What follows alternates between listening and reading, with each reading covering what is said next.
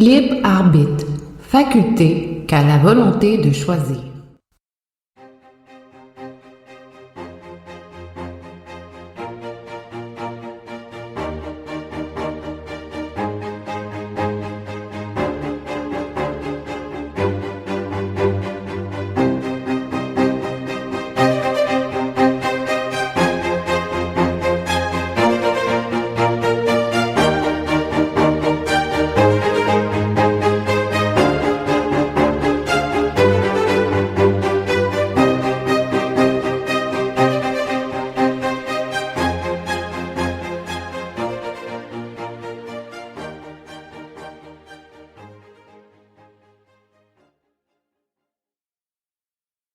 Salutations, chers auditeurs et auditrices. Le thème de cet épisode portera sur le libre arbitre, tel que proposé par Jacques Roberge sur la page Facebook du balado. Un immense merci à Jacques pour ta participation. Mon nom est Isabelle Laforêt et bienvenue à ce premier épisode du balado Thèmes et divagations. Ah, le libre arbitre. Je me suis demandé comment je pourrais emmener vers la fiction, vers la création littéraire, ce thème, puisqu'il s'adressait particulièrement à mon cerveau plus rationnel. Puisque je souhaite m'éloigner de l'opinion avec mon balado, parce que de l'opinion, il y en a déjà trop sur les réseaux sociaux, et de même que dans nos médias, je tiens vraiment à rentrer dans l'émotion et dans l'âme des sujets proposés. J'ai quand même fait mes recherches. J'ai même jeté les prémices d'une opinion.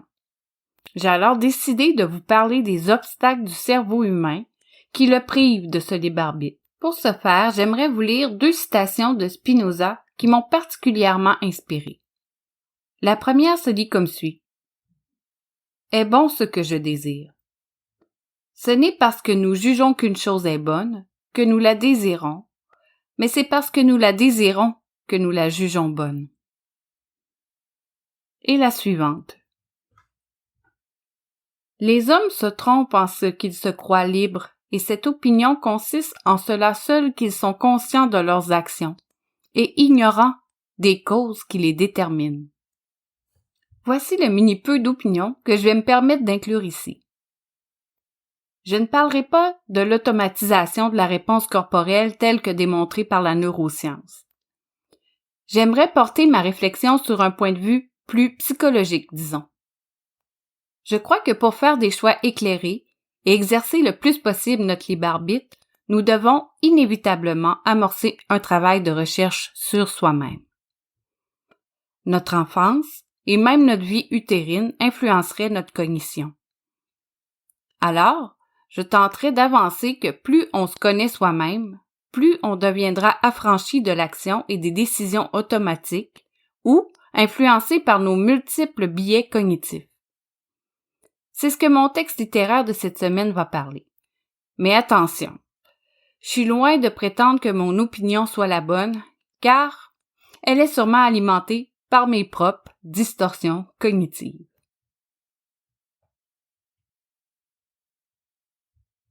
Le texte de cette semaine se nomme « Ma passagère ténébreuse ». C'est en réécoutant la série Dexter au moment où j'ai pigé le thème que m'est venue l'inspiration. En effet, Dexter dans la saison 2 commence à faire des rencontres de narcotiques anonymes. Et, en discutant avec sa marraine, il se met à parler de ses pulsions meurtrières comme étant son « Dark Passenger ». Vous avez donc compris que ce fameux « Dark Passenger » peut être associé à n'importe quelle compulsion. Nous allons parler ici de dépendance. Et, bénis soient ceux qui n'en ont pas.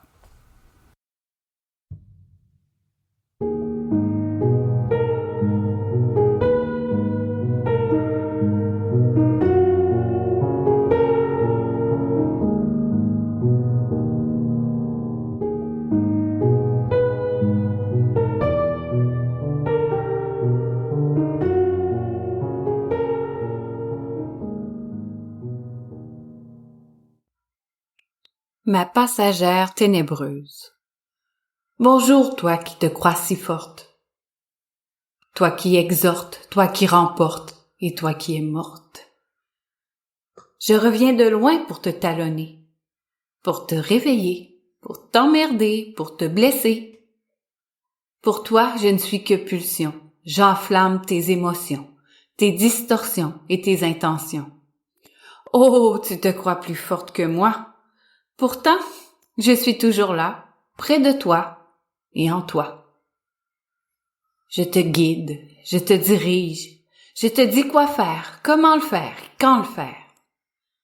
Je suis le mal, mais tu crois bêtement que je suis le bien.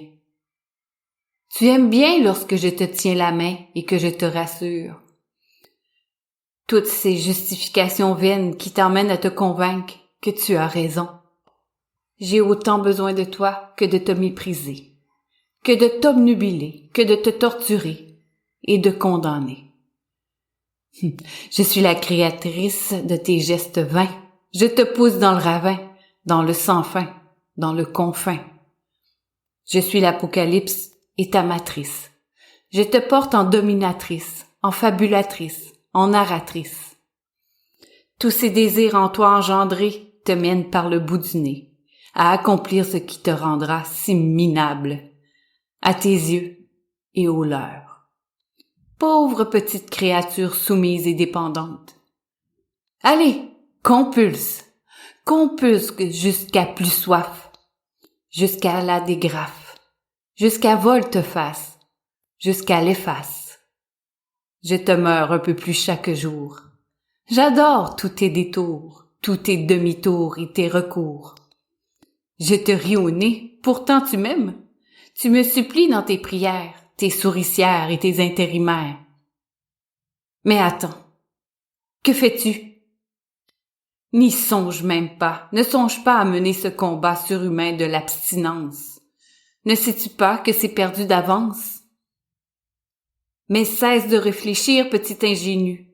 Cesse de me tuer. Que seras-tu sans moi, sans mes échappatoires et rêveries?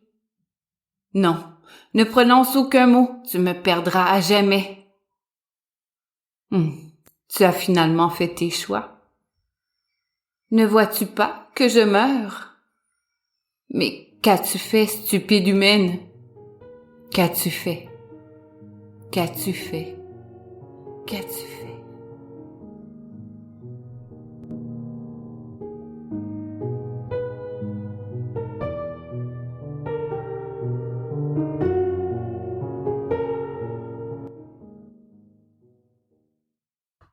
En gros, voilà pour cette semaine. Bien que ça fût bref, j'espère que cela vous aura plu. C'est sans aucune prétention que je vous ai offert cette petite divagation. N'oubliez pas que j'en suis à mes premières armes et complètement seule à la barre de ce balado. Soyez donc indulgents face à mes petites erreurs et je sais qu'il y en a. J'espère que vous serez présents au prochain épisode qui traitera de la vie de quartier selon un thème proposé par Étienne Desrochers. Si vous avez aimé le contenu, il vous est possible de le partager via Facebook, Instagram et Twitter. Encore merci de votre écoute, de votre patience aussi, et à la prochaine. Bye bye!